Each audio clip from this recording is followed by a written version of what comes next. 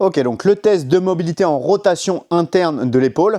Tout à l'heure, on allait chercher vers l'extérieur. Cette fois-ci, on va tester la rotation interne. Pour cela, vous allez vous mettre de dos face à l'objectif et vous allez essayer d'aller chercher le plus haut possible dans le haut de votre dos en passant par le bas.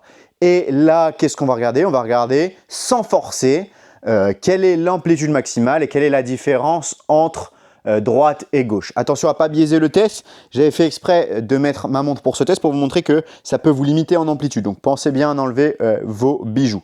Vous pouvez également tester, on va tester maintenant en rotation R3. On vient de tester la position R1 qui est la position basse de l'épaule. Maintenant on teste en position R3.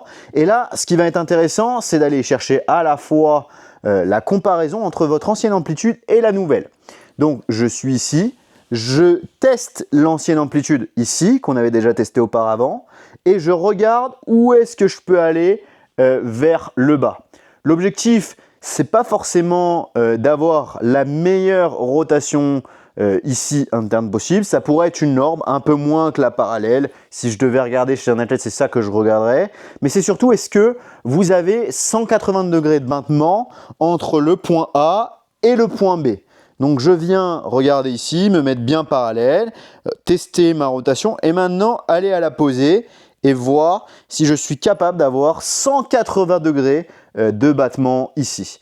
Surtout, l'erreur à ne pas faire, c'est la compensation.